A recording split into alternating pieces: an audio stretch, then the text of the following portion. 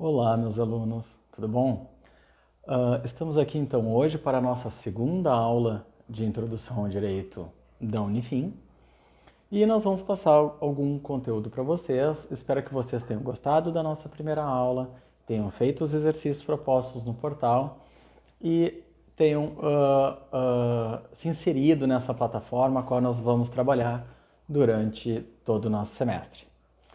Então, na nossa segunda aula, espero que vocês estejam também acompanhando pelo livro que nós disponibilizamos aí na plataforma e que foi feito com muito carinho, com muito respeito, com muito afinco, para que vocês possam acompanhar e complementar também com as aulas virtuais que nós estamos tendo. Portanto, então, nós hoje começaremos a falar um pouco sobre a função do direito. Porque a nossa ciência ela tem toda uma intenção, ela tem um poder de transformação, mas ao mesmo tempo tem limitações dessa transformação que não pode ultrapassar os limites das liberdades individuais. Então, é de suma importância nós identificarmos então o direito no universo das criações humanas, porque tudo isso é uma criação humana e ela situa-se, então, numa ordem social dotada de coerção, né, de força. E essa fórmula de como funciona esse mecanismo é a garantia de que as liberdades serão respeitadas e terá uma prevalência de uma situação mais conhecida, uma situação estável, porque o homem ele procura previsibilidade, ele procura segurança. E a maneira, a aculturação, a produção cultural do homem, ela tenta buscar justamente previsibilidade e segurança para ter uma vida mais segura em comunidade. Então, o desafio constante do direito é, como eu já comentei na nossa primeira aula, resolver os conflitos de maneira menos danosa do que o próprio conflito. Seria uma incoerência, um contraprodutivo nós causarmos mais dano para resolver o problema do que o próprio problema. Então, esse é um desafio muito claro do direito e esse é um ponto de partida muito bom para fazermos nossas interpretações. Então, outra característica importantíssima é que o direito ele não tem uma intenção de definir a sociedade. O direito ele não tem que dizer como a sociedade deve ser, ou de como ele preferia que a sociedade fosse, ou de como nós queremos. O que o direito, a prevalência das decisões jurídicas é ser justo. A sociedade, ela se define como ela quiser. A sociedade, ela vai evoluir como ela quiser. A sociedade, ela é mutante, ela é constante, ela é indomável, ela é incontrolável. Essa evolução social, ela acontece de maneira inevitável e isso faz parte da nossa natureza. Então, o direito, ele precisa lidar com os conflitos que aparecerem dentro dessa sociedade e resolver esses conflitos da maneira menos danosa possível e da maneira justa, de acordo com aquilo que foi decidido como base da sociedade. Por isso que na nossa primeira aula eu pedi para vocês lerem o preâmbulo da Constituição, que é justamente a base inicial de valores escolhidos na sociedade como regradores dessas regras que foram propostas nos artigos. Então, pessoal, lembrem-se, o direito ele não tem nenhuma intenção de dizer como a sociedade deve ser. O que chegar a ele, ele vai interpretar e vai dizer o que é mais justo.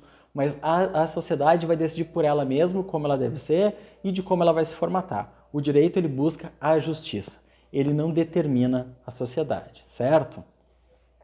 E o direito ele tem uma característica muito interessante, porque assim, ó, o direito, a questão legislativa principalmente, né, a produção da lei, ela sempre nasce velha. Né? Nós estamos em constante evolução, então toda vez que se define uma lei, essa lei se refere a algo que já aconteceu, a algo que vai ter inovações a partir daí, vai ter evoluções não previstas, por isso que é importantíssima essa base de valores para que nos dê subsídios interpretativos para resolver as lides que irão aparecer com outras nuances e com outros prismas, certo? Então, essa evolução constante, ela nos desafia a estar sempre atento a esses valores e essa aplicação desses valores nos fatos novos, certo? Então, equalizar essa função social entre justiça, legalidade, competitividade é de extrema complexidade e isso exige estudo e exige uma abordagem muito atenta do intérprete. Os códigos e limites legais, eles existem. Isso é uma pergunta muito interessante, eu sempre faço para os meus alunos. Pensem aí vocês. Os códigos, esses limites legais, eles existem para quê? Esses códigos. Eles existem para definir punições ou para definir proteções? Pensem um pouquinho sobre isso. Os códigos, meus amigos, seja o Código Civil, seja o Código Penal. No Código Penal, na verdade, eu sou criminólogo de formação, então sou mestre em criminologia, onde dediquei todo o meu mestrado, minhas pesquisas, meus livros, sempre na área da criminologia, segurança pública. O direito penal ele tem um exemplo muito bom, certo? Porque na verdade é o seguinte, os códigos eles servem desde a Constituição e todos os outros códigos também. Todo esse arcabouço normativo que nós temos à nossa disposição. Ele serve para nos proteger. Ele não serve para punir, ele serve para proteção. E um exemplo claro de como isso funcionaria e de como isso extrapolaria numa punição extrema é se nós tirarmos o código. Se nós tirarmos os códigos e os limites punitivos, as punições elas desapareceriam? Não, elas iriam todas para o máximo. A sociedade tem esse impulso vingativo e esse impulso de que punindo muito o outro eu me sinto cada vez mais puro. Então por isso que as pessoas gostam de depositar todo o seu ódio, toda essa pulsão de querer pureza demonizando o outro. Quanto mais as pessoas fazem, mais elas se sentem puras. Então, na verdade, os códigos eles servem justamente para delimitar uma quantidade de punição, uma quantidade de indenização, ou de culpa, ou de dolo. Existe uma culpabilidade calculada para que as punições não cheguem todas ao máximo. Existe uma graduação, existem pessoas mais culpadas do que outras, pessoas inocentes, pessoas culpadas, existem uma graduação, certo? Então os códigos eles servem para proteger, para dar limite. E nós trabalhamos em cima desses limites porque existe uma interpretação jurídica, né, uma hermenêutica jurídica para propor uma atitude justa. Tá, pessoal? Então os códigos eles servem para a nossa proteção, né? Para essas regras do jogo nos dá possibilidade de defesa, de tempo adequado, seja de resposta, seja de manifestação, seja de silêncio, seja de tempo de pena ou de vigor da pena, né? Tudo isso é definido nos códigos, isso é muito importante, tá, pessoal? As nossas garantias estão nas regras do jogo, e as regras do jogo elas precisam ser respeitadas, cobrando aquele preço de que se eu não respeitar as regras do jogo, eu acabo me transformando em outro vilão, certo? E aí nós chegamos num conceito também que é muito usado, e que eu gosto de trazer na questão interpretativa, porque serve em todos os casos, de um conceito chamado a verdade real, né, dentro do processo. E esse é um conceito muito problemático, porque essa verdade real, ela propõe, né, que se consiga dar conta de tudo que acontece dentro do conhecimento pericial, de informação, e o que está dentro do processo. E eu vou explicar um pouquinho isso para vocês e mostrar onde se encontra o debate, certo? Então, como aceitar essa verdade real se o que nós sabemos sobre os fatos é um conhecimento residual? Como que posso considerar uma verdade completa se, na verdade, o que acontece ele é residual, o que eu conheço sobre as coisas é residual? Nós não temos uma capacidade cognitiva de absorver tudo o que acontece ao meu redor. Pensem vocês, desde que vocês nasceram até o dia de hoje, vocês, cada um viveu num lugar, uns foram criados pela avó, outro pela tia, outro pelo pai, enfim, nós temos criações diferentes, com valores diferentes, com culturas diferentes, cidades diferentes, países, enfim. Cada um tem uma maneira de completar essas lacunas de informação para fazer a nossa verdade. Tanto é que nós escutamos a mesma história, nós interpretamos de maneira diferente, nós enxergamos essa situação e montamos essa realidade na nossa cabeça de maneira distinta. Então, como que eu vou considerar um depoimento uma verdade absoluta? Mesmo que todos nós, num exercício imaginativo aqui, possamos enxergar um fato, na hora de relatar esse fato, provavelmente a gente faça um relato diferenciado. porque nós não enxergamos de maneira igual, certo? Então, o fato vai ser diferente. Então, nossa percepção de realidade, ela vem de maneiras diferentes, porque nós completamos essas lacunas interpretativas de acordo com tudo que nós vivemos até hoje. E as nossas vidas são diferentes. Por isso que nós precisamos entender que o direito, ele não é estanque. O direito, ele não é igual para todos. E nós temos que humanizar o direito reconhecendo essas diferenças. E assim trabalhando mais ainda para poder fazer a justiça, certo? E assim nós percebendo essas complexidades humanas que envolvem então as lides que nós temos, então essa tarefa de humanizar o direito, né? E trazer as questões humanas para o direito. Sabendo que nós não vamos dar conta, mas reconhecer a existência desses fatos nos faz mais competentes na hora de enxergar um processo, certo?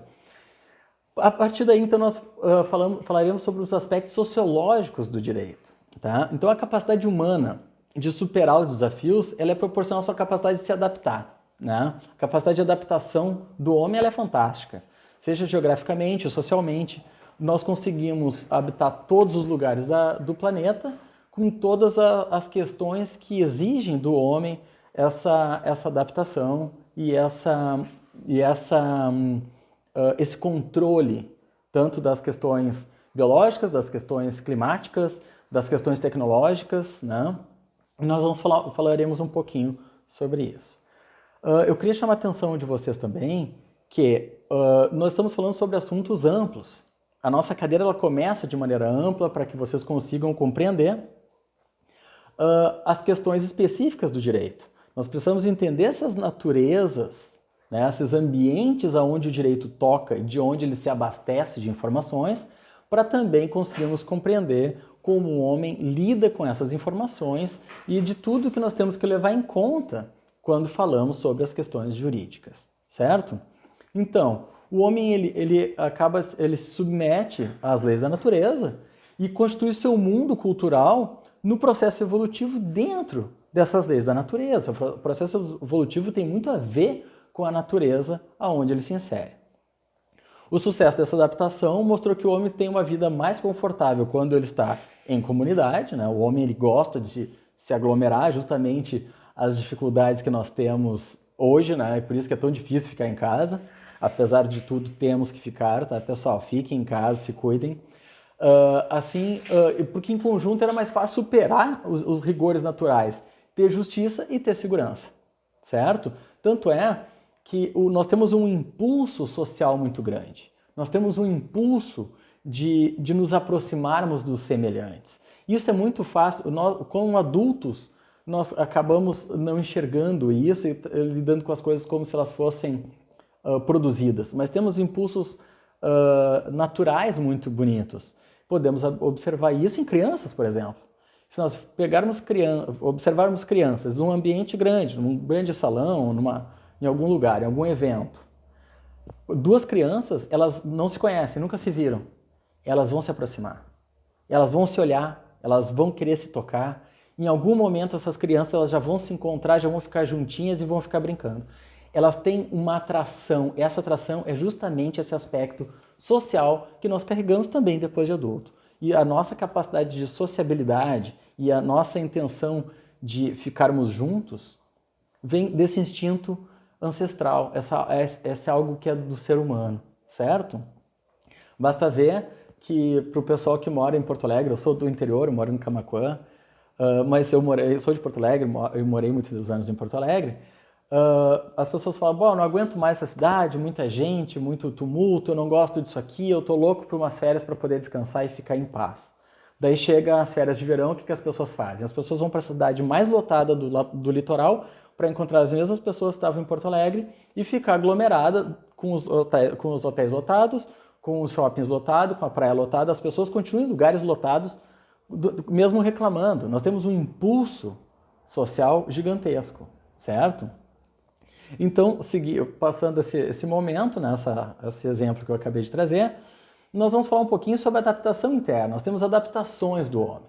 Então, falaremos primeiro da adaptação interna, Então as adaptações internas dizem respeito a algumas questões orgânicas do homem, porque nós temos adaptações também corporais, como aumento de hemácias em questões de grande altitude ou resistência de frio em lugares com mais frio.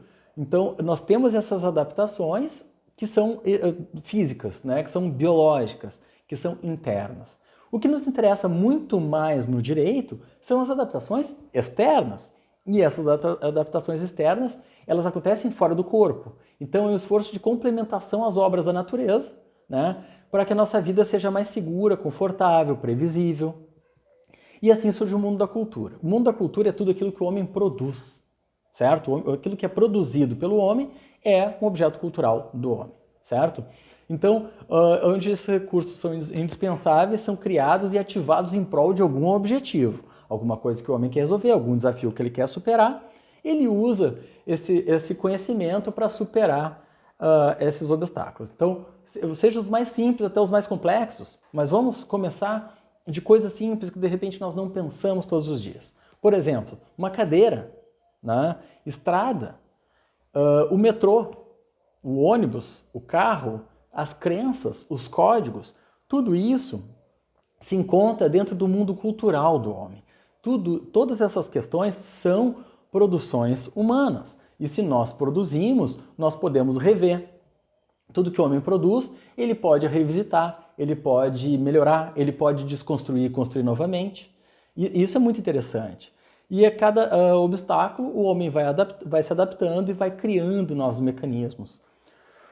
Uma criação que realmente é muito interessante e que os homens deveriam rever cada vez mais, vocês devem escutar no rádio de manhã cedo, ou nos noticiários, porque o mercado está assim, o mercado está assado.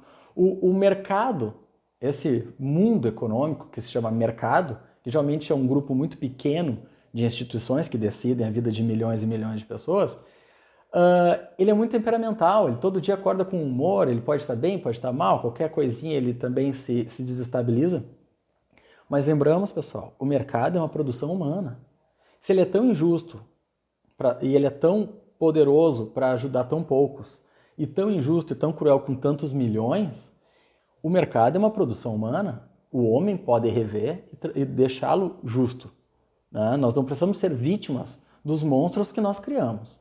O homem ele tem esse poder de recriar aquilo que ele fez. Nós não precisamos ser vítimas das nossas criações.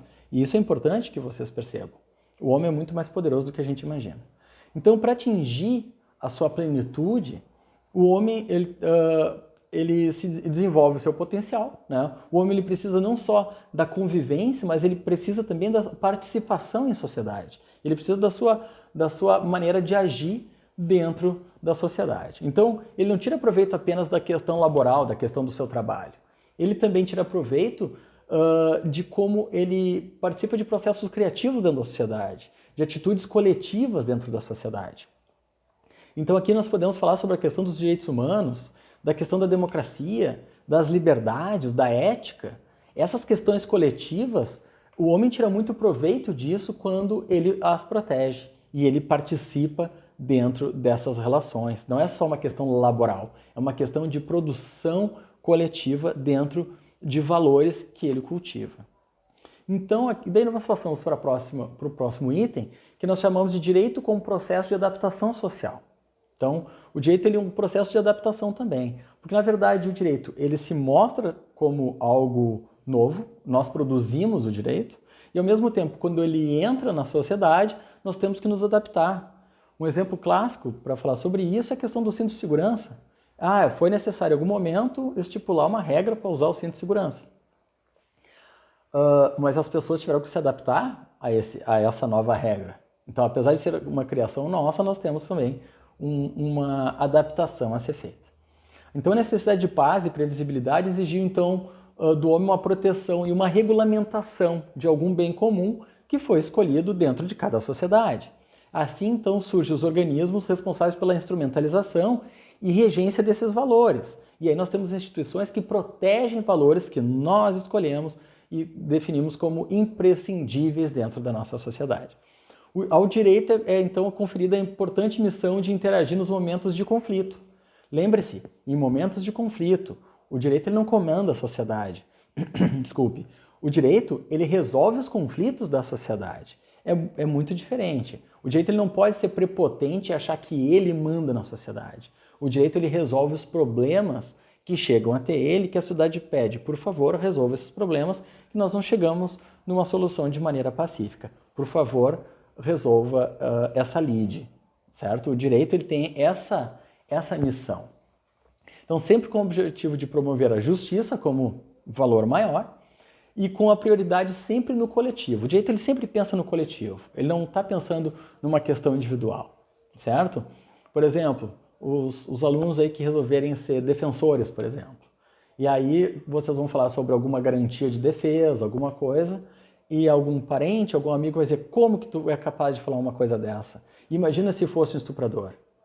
As pessoas pegam a exceção e querem transformar a regra geral como se todas as pessoas fossem estupradores ou alguma coisa muito hedionda, certo? Então, na verdade, é o seguinte, nós partimos do coletivo e de uma regra geral. A exceção ela está incluída, mas lá no campo da exceção. A regra geral ela sempre pensa no coletivo primeiro, sempre, em todas as áreas do direito, tá, pessoal? Só dei um exemplo aqui na área penal. Então, portanto, o caminho da justiça, tá? Ele busca o justo e ele passa pela tarefa de resoluções pacíficas em busca dessa evolução social. Quanto mais pacífica a solução, quanto mais técnica ela for, melhor vai ser essa aplicação. Então, o direito ele não corresponde às necessidades individuais, ele protege as necessidades individuais, mas de uma carência da coletividade. Ele não responde às necessidades só individuais. Ele vai responder às carências da coletividade, protegendo a individualidade. Mas o objetivo é a coletividade sempre. Então, a exigência, a existência do direito, ele exige sempre uma equação social, certo? Só existe direito numa relação com alguém, né? O homem que vive fora do império das leis, ele não é regido por esse sistema. O homem só ele não possui direitos nem deveres. E aqui, quando nós falamos sobre o homem só, é também um exercício imaginativo, porque hoje, mesmo em lugares isolados, existem leis que falam sobre o aspecto do homem só, do homem que vive numa área inóspita, ou estado de necessidade, ou, enfim, uma pessoa que está dentro de uma caverna, ela também tem regras que vão não reger a vida dela dentro da caverna. Mas o direito sabe que ele existe e tem regras que vai lidar com essa exceção. Então não existe nada muito fora do direito. Existem direitos novos sendo requeridos, mas não existe mundo fora do direito, né? O próprio Jacques Derrida, que é um filósofo que eu gosto muito, falava que o que está fora do direito já pertence ao direito de algo. Então, e o Derrida queria falar disso, que mesmo aquilo que ainda não faz parte do direito, tu pode ter um direito a ser requerido ali dentro, que já tem uma salvaguarda dentro de valores. Nós temos o direito a algo, mesmo que o direito ainda não tenha reconhecido, nós já temos o direito àquilo. E isso é muito interessante, essa amplitude do direito subjetivo de algo. E é muito interessante debater e expandir nossos horizontes nesse sentido. Os excessos de uma demanda já faz parte de uma interpretação dentro dos limites do bem comum, porque não temos como ter leis para tudo, mas dentro desses valores nós temos algo que vai aparecer e vai desafiar a interpretação jurídica o tempo inteiro. Para o homem, para a sociedade, o direito então não constitui um fim. Ele não é o fim em si. Ele é apenas um meio para tornar a nossa convivência pacífica e nós temos uma evolução social com a resolução das lides. Então, o direito ele não é sozinho. O direito é uma ferramenta. O nosso objetivo é a justiça. É como acharmos que as leis, os códigos, aquilo ali não é o direito. Aquilo ali é a nossa ferramenta de trabalho. Aquilo ali é o que nós usamos como caminhar para chegar no valor justiça, certo? O direito está conectado constantemente com a natureza do homem. É um mecanismo que está a serviço da sociedade e deve ser direcionado aos rumos sociais definidos como base. De novo, aqui voltamos a falar sobre a questão do preâmbulo, como comentamos antes. Porque se nossos valores estão lá na base, eu não posso tomar uma interpretação que vá contra esses valores. Esses valores foram escolhidos como a base da nossa sociedade e eles precisam ser respeitados. A natureza do homem precisa estar de acordo com esses objetivos. É aquele tipo de sociedade que nós queremos construir, certo? Então, o ponto de partida da busca por justiça não parte da nossa opinião pessoal e não parte de aspectos particulares, mas sempre de fundamentos do Estado Democrático de Direito. Porque nós sempre temos, olha, claro, isso aí tu está dizendo que é assim no direito, mas eu tenho um vizinho lá que aconteceu diferente. Ah, mas tem uma pessoa que me... Sim, todos nós temos histórias, todos nós temos um vizinho, um amigo, que teve um aspecto diferente da regra geral. Mas o mundo que nós conhecemos é muito pequeno. As pessoas que nós conhecemos é uma questão muito residual. Nós temos algo muito maior a ser estudado, nós temos uma amplitude de conhecimento muito maior a ser feita. A regra geral, ela é mais importante, certo? Então, as instituições jurídicas são inventos humanos, né, que sofrem variações do tempo e no espaço, e com o processo de adaptação social, o direito deve estar sempre em desconstrução, em face da mobilidade social. Aqui, quando eu falo de desconstrução, é justamente essa revisita para fazer do direito algo cada vez mais justo. As demandas de 10, 20, 100 anos atrás são muito diferentes das demandas atuais. Então, as instituições jurídicas são inventos humanos e elas sofrem essas variações para justamente darem conta do bem comum a ser protegido com cada vez mais força, certo? A necessidade de ordem, paz, segurança e justiça, que o direito visa, então, ela visa atender esses procedimentos novos.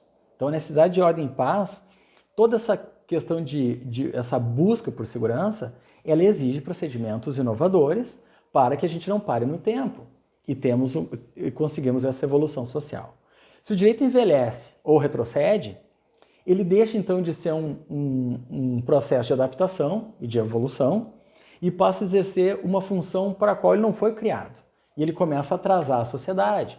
E isso é muito perigoso, porque se a sociedade ela não para, qualquer represa que tente segurar, ela vai fazer uma força e a sociedade uma hora vai atropelar. Por isso que é muito difícil considerar pensamentos conservadores, por exemplo, que cheguem num nível de estancar uma evolução social, mesmo que eu não concorde com ela, certo? E daí pensemos em estados autoritários do mundo que tentou definir uma sociedade e mantê-la sempre igual. A sociedade ela não vai parar. Essa represa ela vai segurar, mas ela vai ter que ser segurada com muita força, com muita violência, com muito autoritarismo, porque a sociedade ela quer seguir e essa força é inevitável. Uma hora essa força vai eclodir de uma maneira violenta nos dois lados e as catástrofes acontecem. Então a sociedade ela precisa ser tratada dentro da sua evolução da maneira mais justa possível, mas o controle dela através da força ela não funciona. Não funciona, a não ser através de muita força e muita violência, que é o contrário de toda a questão democrática que nós defendemos dentro da nossa profissão, que é o direito. Então não basta, portanto, então, ser o direito na sociedade. Ele é importante que ele seja atuante, que ele seja atualizado e que ele encare o mundo como ele é, independente do que nós concordamos ou não, mas enxergar o mundo como ele é e tomar a decisão que seja justa dentro daquilo que nós estamos percebendo. Certo?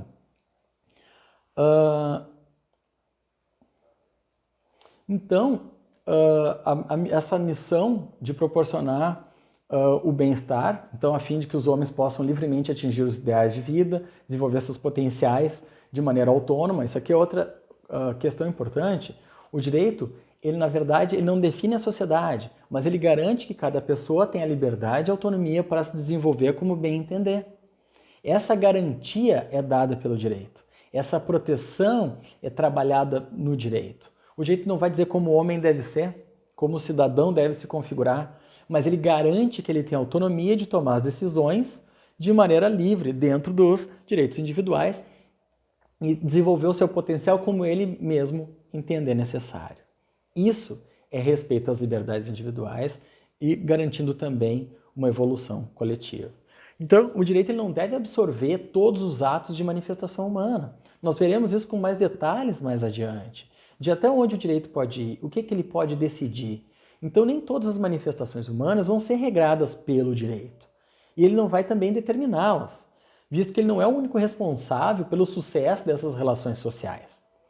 Se assim fosse, ele seria um instrumento de autoritário, ele seria um adestrador, ele não seria um mecanismo de justiça, ele seria injusto e também teria uma intenção de adestrar a sociedade. A sociedade ela tem que decidir como ela quer ser de maneira autônoma. O direito ele só tenta ser justo quando o conflito chega a ele. Lembrem-se sempre disso. Então a moral, a religião, as regras de trato social, elas igualmente também zelam por solidariedade, bem-querança entre os homens, cada um numa faixa de atuação. O direito, ele não vai regrar todas as questões humanas em todas as faixas de comportamento humano, porque senão ele seria um instrumento de autoritarismo. Ele seria um instrumento injusto e as pessoas não teriam liberdade para acertar e errar, certo? Então a situação do direito, ela é referente ao trato social, né? Em suas condutas conflitivas. Quando acontece o conflito, aí o direito entra em marcha. Tá? E a sua atuação busca sempre a segurança jurídica, a segurança da justiça. Ela deve estar então restrita unicamente em função desses valores. O direito ele não vai decidir sobre questões morais, sobre questões religiosas, ele vai decidir sobre as questões da justiça que foi escolhido como base quando acontecer conflito entre as outras áreas, certo? Somente os fatos, então, mais importantes do convívio social vão ser disciplinados. Não tem como controlar todos os aspectos da vida das pessoas e isso nem seria certo que o direito interferisse em todos os aspectos da vida das pessoas. O direito, portanto, então, não visa nenhum aperfeiçoamento do homem. O direito ele não quer produzir um homem melhor. Isso é uma questão interna, né, da sociedade e de cada um.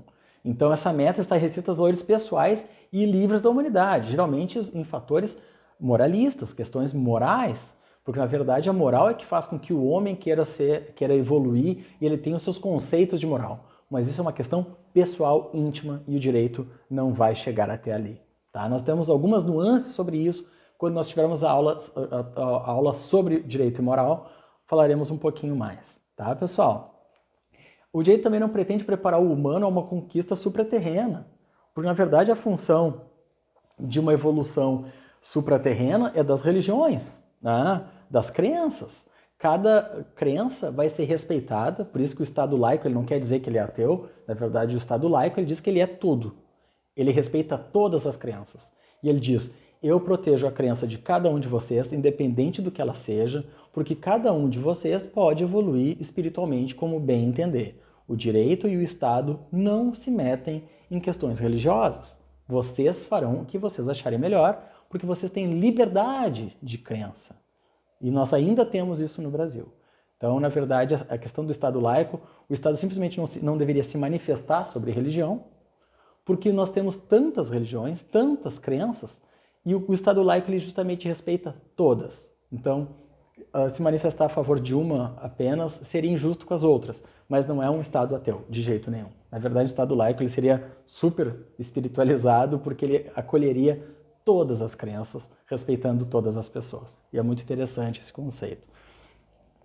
Não se preocupe em incentivar também a cortesia, o cavalheirismo ou normas de etiqueta, porque são regras de trato social. O direito não vai se inserir numa questão de trato social. Isso são regras que nós temos na sociedade e que nós definimos para viver melhor entre nós.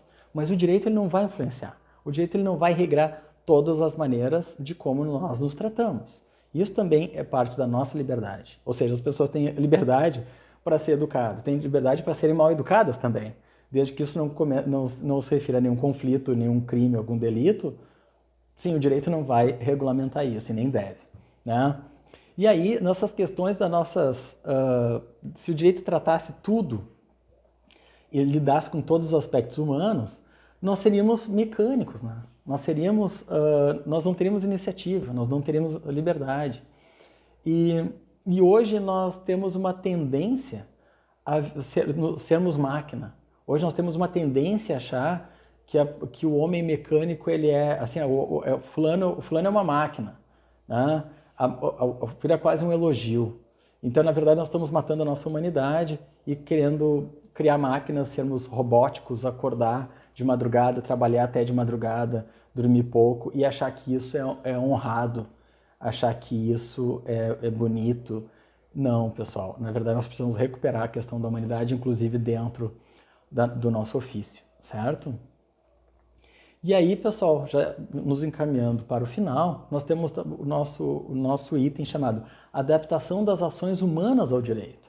Porque, na verdade, como eu falei naquele exemplo lá do cinto de segurança, não adianta só criar o direito, né? Criar as regras. Nós temos que nos adaptar a essas regras. Então, um novo direito ele impõe, em primeiro lugar, um processo de assimilação. Nós temos que assimilar esse novo direito, de como funcionam as novas regras. E, posteriormente, então, de adequações das nossas atitudes. E nós conseguimos perceber isso muito em frases de pessoas que nós conhecemos. Por exemplo, alguém fala assim, antigamente não existia bullying. Sim, sempre existiu. Na verdade, não era protegido, não era tutelado e as pessoas sofriam em silêncio. Hoje, nós temos uma maneira de enxergar essa atitude abusiva, mas nós temos uma evolução. Então, um novo direito, em primeiro lugar, ele tem um processo de assimilação e de adequação com a realidade. Nossas atitudes precisam também ter um contraponto dentro dessas novas realidades. Os novos conceitos de justiça, entre lícito e ilícito, pautam um comportamento humano que se guia em conformidade aos ditames atuais. Então, o que é lícito e ilícito começa a se ampliar e nós temos exigências que vão sendo postas nessas novas realidades, né? Por esse motivo, então, é fundamental que a lei promulgada tenha reflexos efetivos na vida das pessoas. Então, cada lei que é colocada em vigor, né, que ela entra em marcha dentro da sociedade, ela precisa ter um reflexo real na vida das pessoas. Então, isso precisa ser vivido em todos os níveis do nosso relacionamento humano. Então, pacotes jurídicos prontos, eles precisam ser muito estudados, eles precisam ser testados, eles precisam ser debatidos e adaptados dentro da sociedade para que a nossa adaptação também a essas novas inovações seja de acordo. E assim a gente possa ter mais justiça e uma interpretação mais justa daquilo que define nossas vidas. Meus amigos, vocês também, no final dessa aula, vocês têm exercícios dissertativos, os quais eu vou corrigir. A nossa aula de hoje foi dada, né? O nosso conteúdo foi esse. Espero que vocês tenham aproveitado e eu vejo vocês semana que vem. Um grande abraço. Tchau!